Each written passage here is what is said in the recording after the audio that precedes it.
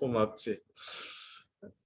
아, 이게 그 짐승들 중에 사람과 같이 이렇게 가축이라고 그러죠. 거울려 사는 뭐 소, 또 염소, 말, 뭐 이런 그 짐승들, 이 가축들은 이제 꼭 이렇게 매어서 데리고 다닙니다. 그래서 풀을 먹이려면 이제 풀밭으로 가서 말뚝을 박아 놓은 데다가 줄을 이제 이렇게 묶어서 그 주변에 있는 모든 풀들을 자유롭게 먹을 수 있도록 그렇게 묶어 놓죠.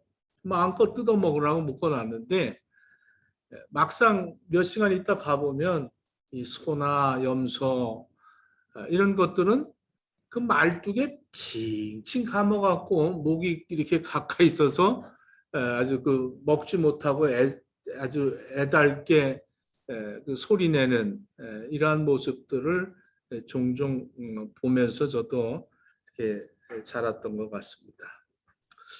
주변에 있는 풀들을 거의 뜯어먹지 못하고 힘들어하는 그렇게 묶여 있는 것처럼 우리의 신앙 생활도 그럴 때가 많이 있죠.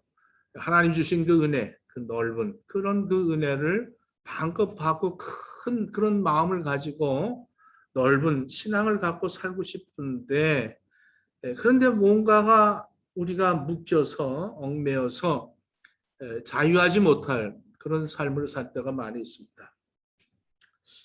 참 누군가의 노예가 된 것처럼 묶여서 나를 묶어놓은 그것으로부터 벗어나고 참된 그런 해방된 마음, 자유함을 갖고 살고 싶은데 뭔가 자꾸 얽매이게 됩니다.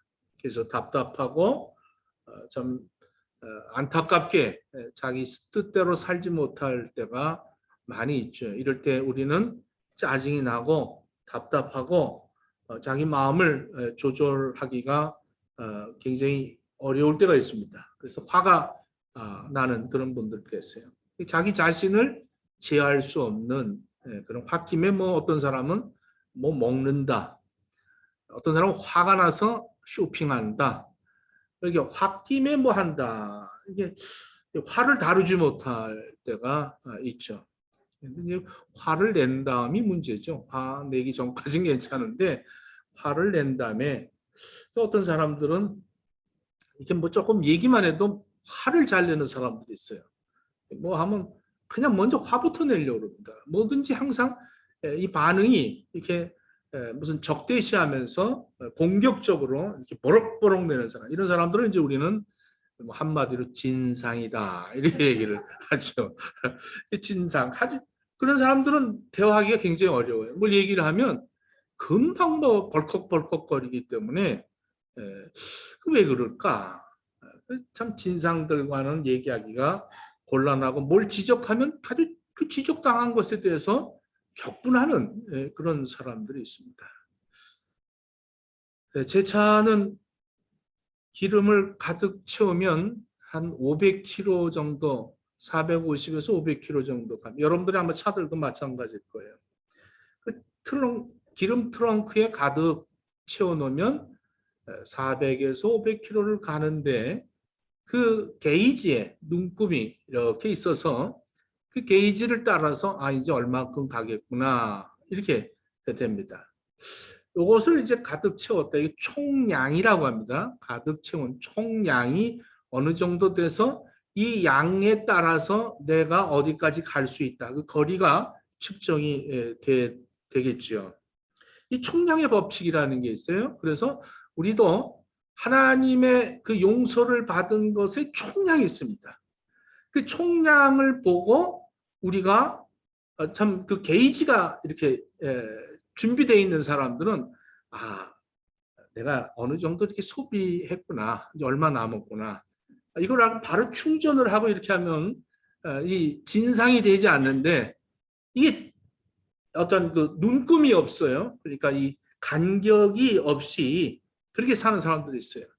우리들이 살면서 보면 어떤 사람들은 이 총량이 한 10개, 이 눈금이 10개가 된 사람들은 뭐 좀 얘기하고 좀 기분 나빠도 하나, 둘 이렇게 세가면서 조금 더 참을 수 있는 그 용량이 좀 큰데 대부분 이제 어린아이들은 이 양이 꿈이 두 개밖에 없어요. 좋다, 싫다, 화난다, 기분 좋다, 기분 나쁘다, 행복하다, 불행하다. 이렇게 그 간격이 두 개밖에 없는 사람들을 이제 성장하는데 성숙하지 못한 사람들, 그냥 총량이 작은 사람들을 이제 우리는 그런 사람들을 이제 가리켜서 진상이다. 화를 잘 낸다. 옳고 그름 아주 뭐 좋다 싫다가 분명하다. 그래서 난 분명하다는 거죠. 그러면서 그걸 자랑합니다. 나는 화내도 뭐 성질 나고 난 다음에 뒤끝이 없다. 다 뒤끝 없어요. 그런데 그 총량이 둘이라서 이게 옳고 싫고 기쁘고 기분 나쁘고 이렇게 사는 사람들이 있습니다. 이 간격이라는 것이 바로 이제 우리의 인격이죠. 의지, 자기의 의지인데 이게 부족한 사람들은 항상 두 개밖에 없으니까 감정이 먼저 나타날 수밖에 없습니다. 이 감정은 소비가 되지 않는 겁니다. 감정은 이 총량과는 아무런 상관이 없이 우리의 감정이 벌컥벌컥 드러나게 되어 있습니다. 이 감정에 매여서 사는 사람들은 굉장히 참 손해볼 때가 많이 있죠. 여러분들 기분이 좋다 나쁘다 이런 사람들과 이렇게 관계를 갖게 되면 그 공동체나 또 여러분들 가정에도 마찬가지예요. 이게 부부관계도 이 총량이 좀 많은 사람들은 이해력도 있고 또 참을 수도 있고 여러 가지가 되는데 인격이 갖춰졌기 때문에 그렇지 못한 사람들은 야 눈치 보고 야, 또 성질 낸다 어쩐다 이러면서 그 진상들과 살려니까 굉장히 어렵죠. 그러니까 이런 사람들하고 이제 어울려 살면 여러분들 부부간에도 기분이 나빠하고 있으면 반드시 물어봐야 됩니다. 왜 기분 나쁜 일이 있었냐 이렇게 물어봐야 돼요. 그러면 이 사람이 막 화를 내고 막 코축코축하다가도 기분 나쁜 일이 있었어? 하고 물어보면 그걸 생각하는 거죠. 아, 내가 바깥에서 일해서 기분이 나빴는데 집에 들어와서 지금 내가 가족들한테 왜 내가 기분 나빠할까? 이러면서 그걸 깨닫게 됩니다. 그래서 항상 기분 나빠하는 사람한테는 그 이유를 빨리 판단할 수 있도록 해줘야 됩니다. 근데 이제 기분이 좋을 때가 있잖아요. 기분 좋을 때. 기분 좋을 때는 물어보면 안 됩니다. 이 기분 좋을 때도 뭐 기분 좋은 일이 있어요? 그러면 아, 내가 바깥에서 이게 기분 좋지. 그러면 현실과 바로 또 떨어지기 때문에 내가 기분 좋은데 왜 니들한테 기분 좋으냐 이렇게 되는 거예요. 그러니까 기분 좋을 때는 그냥 내버려 두는 거예요. 여러분들 가정에서도 이렇게 좀 편안하게 좀 성숙한 사람들과 어우러지면 좋을 텐데 그렇지 못할 때가 많죠. 우리들이 뭐 이렇게 이 설문조사할 때도 그러잖아요. 뭐 매우 좋다, 좋다, 그저 그렇다, 아주 나쁘다, 나쁘다. 뭐 이렇게 하면서 이렇게 몇 가지가 이렇게 있어요. 그래서 그거를 이제 선택하는 것처럼 우리가 살아가면서 나도 그렇게 이 간격이 있어서 그 간격을 쭉 놔두고 하나하나 이렇게 점검을 해가면은 그러면 그 사람들이 어떤 그 삶의 현장 속에서 그렇게 벌컥벌컥 화를 내면서 살지 않을 수가 있죠. 아주 좋은 인격을 갖고 신앙생활을 할 수가 있습니다. 나무들도 이 나무에 나이가 있습니다. 나이가. 이 나이에 따라서 그 나무가 어떻게 성장했는가를 알 수가 있다고 그래요. 그래서 이 많은 그 학자들이 미국의 그 목재 나이테 분석 하는 그런 사람들과 기상학자들이 공동으로 연구한 게 하나 있어요. 연구한 게 뭐냐면 그 이탈리아의 아주 유명한 바이올린 제작자인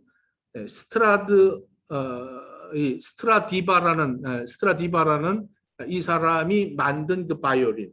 이 바이올린은 뭐 세계적인 바이올린에서 바이올린 키는 사람들은 꼭 한번 연주해보고 싶어하는 그러한 바이올린이죠. 아주 음이 아주 뭐 기가 막힌 그런 음을 낸다고 그래요.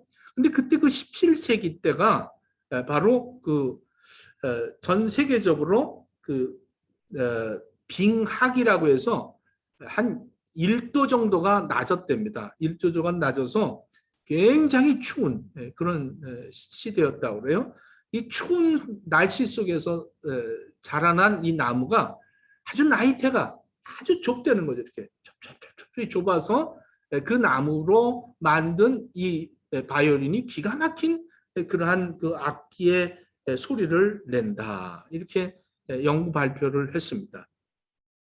비정상적인 추위 속에서 자라난 이 나무는 마치 그 모든 그 고난을 겪으면서 아주 꿋꿋하게 서 있는 그런 그리스도인들의 모습 속에서 그들의 말 한마디, 그들의 생각하는 것, 그들의 행동하는 것에 매우 아름다운 그리스도의 향기가 이렇게 풍기는 것처럼 이 나무들도 이 자연 만물이 그런 고생을, 고통을 그것을 극복하고 그것을 이기면서 살아갔던 그런 모습들 속에서 아주 역력하게 표현해 주고 있다는 겁니다. 그래서 사도 바울도 이런 얘기를 하죠. 사도 바울도 로마서 7장 22절 24절에 내 속에 사람으로는 하나님의 법을 즐거워하되 내 지체 속에는 또 다른 한 법이 내 마음의 법과 싸워 그 지체 속에 있는 죄의 법 아래로 나를 사로잡아 오는 것을 보는도다. 오라 나는 곤고한 사람이로다. 이 사망의 몸에서 누가 나를 건져내겠느냐. 이게 이 바울도 항상 이렇게 자기와의 그 싸움을 가졌어요. 내가 참 이 사망의 법에서 누가 나를 건져낼 수 있을까? 이렇게 이 다투면서 자기와의 그 싸움 속에서 그러면서 신앙이 성장하고 성숙했다는 것을 보게 됩니다. 우리 안에 분노를 자주 내는 거, 이것은 바로 이제 상처가 있기 때문에 그렇습니다. 이 상처를 회복하지 못하면 우리의 삶의 현장 속에 참 진상 같은 사람이 돼버리고 마는 거예요. 화를 잘 냅니다. 왜 상처를 받느냐? 용서하지 않았기 때문에 그런 거예요. 나에게 상처를 입힌 사람을 용서하지 않는 한은 내 상처는 회복될 수가 없습니다. 그래서 내가 용서해야만 내가 성숙할 수가 있기 때문에 나에게 누군가가 상처를 입혔을 때 이것이 뭐 어떤 사람은 아버지라고 그래요. 아버지한테 상처받았다. 뭐 어머니한테 상처받았다. 누구 형한테 상처받았다. 그런 상처를 받아서 꽁 하고 뭐 요즘 이 청소년들 보면 그 아버지하고 이렇게 마음을 갖고 닫고 있습니다. 좀만 기다려봐. 너 내가 좀 더 크면 이제 가만 안 놔둘 거야. 이러면서 아버지하고 이렇게 대립을 하는 사람들도 있어요. 이렇게 그 주어지는 상처들을 왜 가지고 사느냐? 이걸 품고 사는 사람들은 결국에는 눈금이 두 개밖에 없는 것이죠. 두고 보자. 내가 지금은 약하다. 이런 식이지만 자꾸 이것을 용서하고 용서하면서 이 나이테가 점점 많아지듯이 눈금이 많아지면 그러면 우리는 내가 이것도 용서했는데 내가 저것도 용서했는데 내가 이런 사람도 용서를 했는데 그거 용서 못할까? 이러면서 그 용서할 수 있는 그런 여유를 공간을 만들어가고 자기가 거기서 아름다운 소리를 낼 수가 있는 것입니다. 내 형제를 용서하지 않으면 내 영혼이 아주 피폐해져 볼 수밖에 없습니다. 그러므로 바울도 자기가 용서받지 못했을 때는 뭐 여름 가뭄에 마른 같다. 이런 얘기가 뭐냐면 내가 용서받지 못할 때도 그렇지만 내가 용서하지 않을 때도 동일한 그런 고통을 겪는다는 것이죠. 그래서 용서하지 못한 사람들은 항상 몸이 힘이 듭니다. 몸이. 상처를 빨리 회복하지 않고 그때 괘씸해. 매일 그런 생각만 하고 사는 사람들은 이 몸이 굉장히 잠언서 27장 3절이 이렇게 말합니다. 돌은 무겁고 모래도 가볍지 아니하거니와 미련한 자의 분노는 돌보다 무거우니라. 이렇게 분노를 품고 사는 사람들은 몸이 굉장히 무겁다는 거죠. 여러분들 그래서 분노를 푸는 것이 곧 용서라는 것입니다. 용서는 우리를 위해서 하나님께서 용서하라 이렇게 말씀하신 겁니다. 용서는 선택이 아니라 하나님의 명령입니다. 에베소서 4장 32절에 보면 서로 인자하게 하며 불쌍히 여기며 서로 용서하기를 하나님이 그리스도 안에서 너희를 용서하심과 같이 하라 이렇게 말씀합니다. 도저히 마음으로부터 용서가 되지 않는데 어떻게 용서하느냐? 그 정상이죠. 내가 용서할 마음이 전혀 없는데 뭐 이거는 도저히 용서해서 예외시키고 싶은 그런 사람들이 있어요. 그럴 때 우리 하나님의 말씀은 그겁니다. 용서하라는 겁니다. 할렐루야. 이것이 뭐 난 용서하기 싫은데 억지로라도 용서하라는 겁니다. 그 용서가 위선적이라 할지라도 나 용서한다. 용서해 줄게. 이게 용서를 계속 노력을 해야 된다는 거죠. 그래야 그것을 이길 수가 있는 겁니다. 그 분노와 그 상처를 이겨나갈 수가 있는 것입니다. 여러분들 뭐 아침에 일어날 때 여러분들 기뻐서 일어나는 거 인생에 몇 번이나 되겠어요. 아침에 할렐루야 막 이러면서 일어나는 사람들 봤어요? 예? 여러분들 뭐 아유 또 애 아빠 출근시켜야지 뭐 애 밥 먹여야지 뭐 이러면서 낑낑거리고 일어나잖아요. 또 출근해야지. 애들도 마찬가지예요. 일어나라 그러면 아유 또 학교 가야지. 여러분들 새벽기도 나오는 사람들도 마찬가지예요. 여러분들 새벽기도 나오는 사람들 뭐 기뻐서 막 할렐루야 막 이러면서 막 설레갖고 교회 뭐 예배 참석합니까? 지겹죠. 아유, 오늘만 좀 안 했으면 좋겠다. 막 이러면서 낑낑거리면서도 그리고 뭐 이러면서 내가 새벽기도 해서 뭐하나. 이거 좀 너무 위선적인 거 아니야? 가증한 거 아니야? 이렇게 하면서 안 하는 사람들이 있어요. 대단한 사람들이죠. 그러면서 안 하는 사람들. 이런 사람들은 평생 안 하는 거예요. 근데 우리는 위선적이라도 기도해라. 해야지. 그 노력을 하는 거예요. 이 노력을 하면 그게 이제 이렇게 굳어지면서 나이테가 되는 거죠. 그게 간격이 되는 거예요. 그게 용량이 되어지는 거예요. 용량 초과하지 않고 용량이 넉넉하게 살아가는 이런 사람들이 되어지는 거예요. 용서도 마찬가지입니다. 용서도 상대방을 마음으로부터는 용납이 안 되지만 주님이 말씀을 하셨습니다. 아멘. 용서해야겠다 하고 용서하는 거예요. 오늘 본문으로 돌아가겠습니다.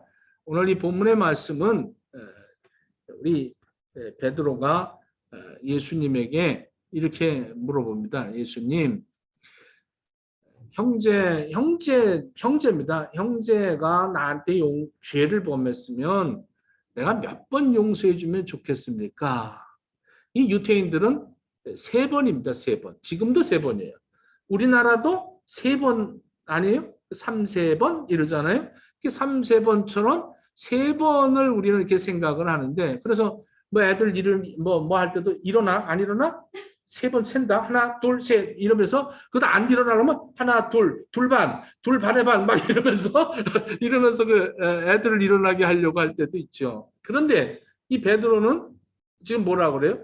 7번. 이거 뭐 참 칭찬받을 만 하잖아요. 7번을 용서하면 우리는 주님의 제자로서 넉넉하게 내 용량이 좀 크지 않습니까? 이렇게 물어봤어요. 그랬더니 우리 주님께서 하신 말씀이 이렇게 말합니다. 7번뿐만 아니라 7번씩 70번을 용서하라는 거예요. 그러니까 7, 7이 49, 490번을 용서하래요. 490번. 그러니까 이 용량을 좀 더 넓혀 주신 거죠. 베드로의 용량은 7번이었는데 예수님의 그럼 탱크가 너무 작다. 그러니 이 탱크를 바꿔가라. 490번의 용서를 할 수 있는 용량을 주시면서 비유로 말씀을 하시는 거예요. 13절 이렇게 말합니다. 천국은 그 종들과 결산하려 하던 어떤 임금과 같으니 24절 결산할 때 1만 달란트 빚진 자 하나를 데려오매. 여러분들 1만 달란트라는 것은 한 달란트가 그러니까 한 달란트는 6천 데나리온입니다. 6천 데나리온. 6천 데나리온은 이 한 데나리온이 하루에 이 노동자들이 버는 그 돈이 한 데나리온입니다. 그러니까 6천 데나리온이라고 하면은 약 20년을 버는 것이 한 데나리온입니다. 20년 정도를 벌어야 한 데나리온을 이렇게 벌 수가 있는 거죠.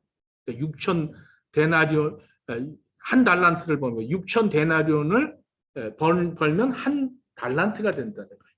근데 이 사람은 1만 달란트예요. 10,000달란트. 그러면 계산이 잘 안 나오는데 자, 한 달란트가 20년이니까 1만 달란트면 2,000년인가요? 2만 년. 2만 년이에요. 2만 년. 2만 년을 먹지 않고 벌어야 그것을 갚을 수 있는 1만 달란트를 빚진 자를 지금 결산을 하는데 이 주인이 그것을 탕감을 해줬어요. 다. 2만 년을 벌어야 갚을 수 있는 돈을 다 탕감을 해줬대요. 여러분들 뭐 한 달란트, 두 달란트, 다섯 달란트, 한 달란트가 얼마나 아주 큰 거액인 줄 몰라요. 근데 이걸 땅에 묻었다는 건 굉장히 이것은 악하고 게으른 종이라는 거죠.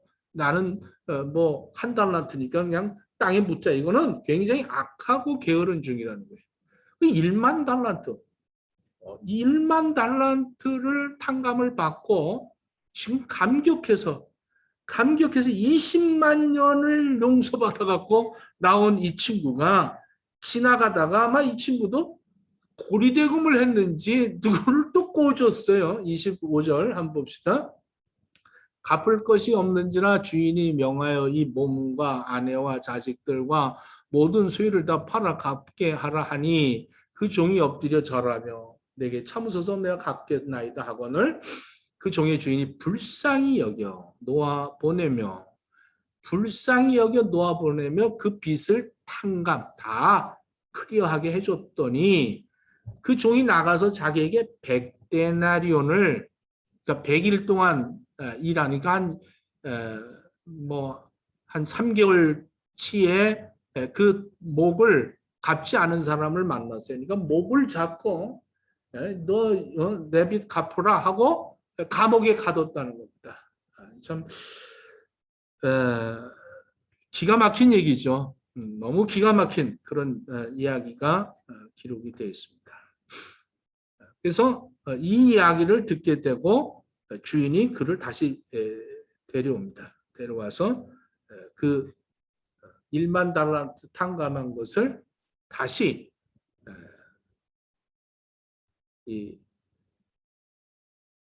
도로 압수를 하는 거죠.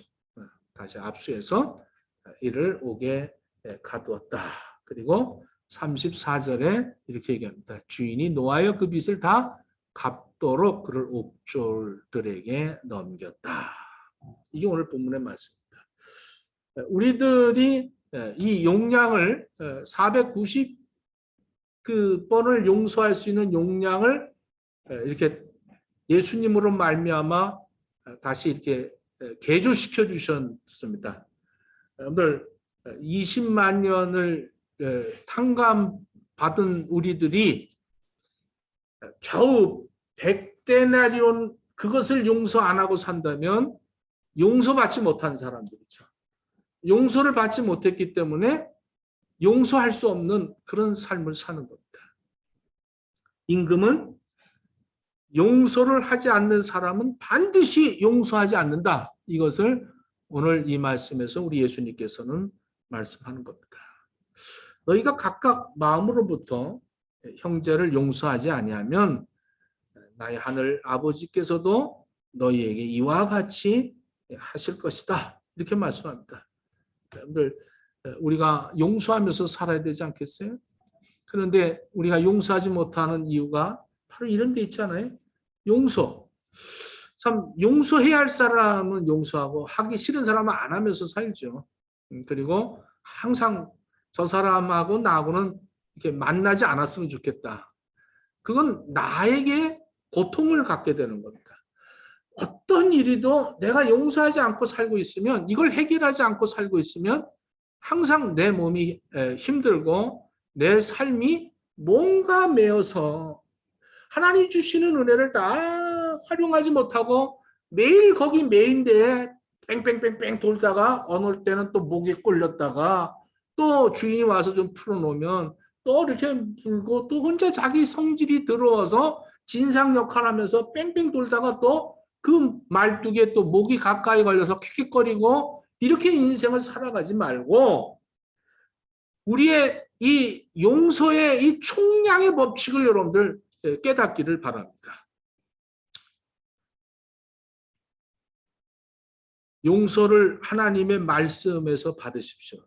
제가 말씀을 이사야서 1장 18절 여호와께서 말씀하시되 오라 우리가 서로 변론하자 너희 죄가 주홍 같을지라도 눈과 같이 희어질 것이요 진홍같이 붉을지라도 양털같이 희게 되리라. 하나님 우리를 이렇게 용서해 주셨다는 거예요. 이사야서 44장 22절에 내가 내 허물을 빽빽한 구름같이 내 죄를 안개같이 없이 하였으니 너는 내게로 돌아오라 내가 너를 구속하였습니다. 이사야서 55장 7절 악인은 그의 길을 불의한 자는 그 생각을 버리고 여호와께로 돌아오라. 그리하면 그가 긍휼히 여기시리라. 우리 하나님께로 돌아오라. 그가 너그럽게 용서하시리라. 히브리서 11장 17절 18절 또 그들의 죄와 그들의 불법을 내가 다시 기억하지 아니하리라 하셨으니 이것들을 사하였은즉 다시 죄를 위하여 죄사를 지을 것이 없느니라. 시편 32편 5절 내가 이르기를 내 허물을 여호와께 자복하리라 하고 주께 내 죄를 아뢰고 내 죄악을 숨기지 아니하였더니 곧 주께서 내 죄악을 사하셨나이다. 요한 1서 1장 9절 만일 우리가 우리 죄를 자백하면 그는 미쁘시고 의로우사 우리 죄를 사하시며 우리의 모든 불의에서 깨끗하게 하실 것이요. 시편 109편 3절 그가 내 모든 죄악을 사하시며 내 모든 병을 고치시며 동이 소에서 먼 것 같이 우리의 죄가를 우리에게서 멀리 옮기셨으며 잠언서 28장 13절 자기 죄를 숨기는 자는 형통하지 못하나 죄를 자복하고 버리는 자는 불쌍히 여김을 받으리라. 로마서 8장 1절 그러므로 이제 그리스도 예수 안에 있는 자에게는 결코 정죄함이 없다 이렇게 말씀합니다. 하나님의 성경의 말씀은 전부 다 우리의 죄를 다 용서하셨다는 거예요. 할렐루야. 우리의 모든 죄값을 예수 그리스도가 십자가에 죽으심으로 그 많은 20만 년을 탕감받았다는 거예요. 이렇게 20만 년을 탕감을 받아서 영원한 지옥에 갈 나가 용서받아서 이제 천국 백성이 되었는데 그 많은 죄를 용서받고도 나서 나에게 조금 죄진 걸 용서 못해서 그렇게 상처를 받고 그렇게 살고 있느냐는 거예요. 싫어 좋아로 살고 있느냐는 거예요. 기뻐 기분 나빠 이렇게 두 가지로 인생을 살고 있는 그런 삶을 살고 있느냐는 거예요. 여러분들 용서의 이 양을 좀 넓힙시다. 넓히자고. 넓혀. 여러분들 용서하면서 삽시다. 용서하는 자 보세요. 지금 천국은 이렇다는 거예요. 이렇게 심판을 하는데 네가 왜 내가 너를 탕감해 줬는데 너는 탕감해 주지 않니? 이 얘기는 무슨 말이냐면 하나님이 나를 용서해 주신 것은 나를 통해서 누구를 용서하시는 것을 나를 사용하시겠다는 거예요. 하나님은 사랑하는 자를 하나님이 같이 일하신다는 거예요. 그래서 하나님이 나를 용서하셔서 내가 누구를 용서하기를 원하시는 거예요. 하나님은 용서하시는 하나님이십니다. 그래서 나를 용서받은 것이 내가 너무 많은 죄를 져서 그 죄를 져서 뭐 정말 하나님 앞에 죄송해서 나에게 뭐 조금 죄를 지면 나에게 조금 상처를 주면 그까진 것 같고 그러면서 그것을 다 탕감을 해준다는 거예요.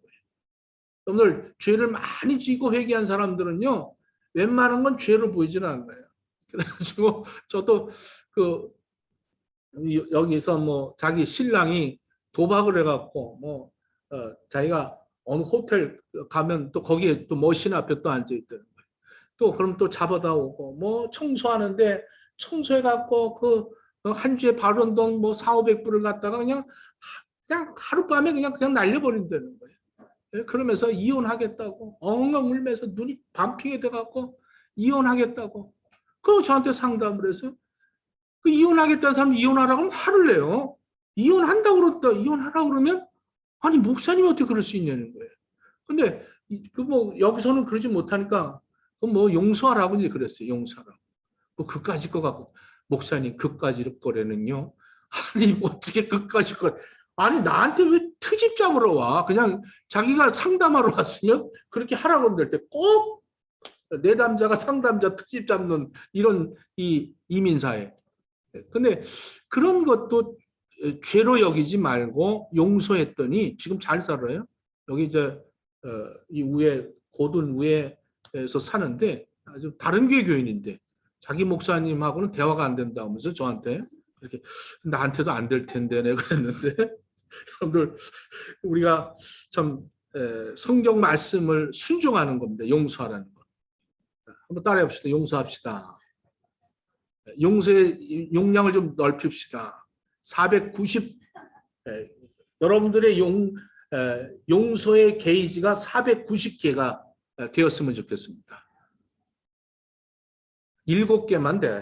490개 못되면 7개라도 되라고. 490개의 용서라는 이 마음의 눈금이 여러분들에게 생기면 그러면 뭘 용서 못하겠어요. 하나님을 바라보고 예수님을 바라보면 내 죄를 그렇게 용서하셨는데 우리는 너무 작은 것 때문에 상처받고 작은 것 때문에 화를 벌컥벌컥 내고 그냥 화난 다음에 후회하고 이러면서 참 촘촘히 나를 묶여져가는 그러한 인생 되지 마시고 정말로 예수 그리스도의 마음을 본받아서 늘 용서하면서 사는 우리 행복의 식구들 다 되어지기를 예수님 이름으로 축원합니다. 기도하겠습니다. 원수가 줄이거든 먹이고 목마르거든 마시게 하라. 그리함으로 내 숯불을 그 머리에 쌓아놓으리라. 악에게 지지 말고 손으로 악을 이기라. 피차 사랑의 빛 외에는 아무에게든지 아무 빛도 지지 말라. 남을 사랑하는 자는 율법을 다 이루었느니라.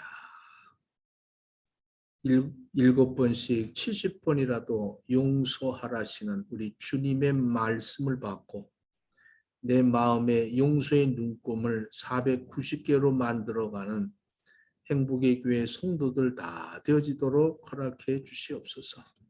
예수님 이름으로 기도드립니다. 아멘.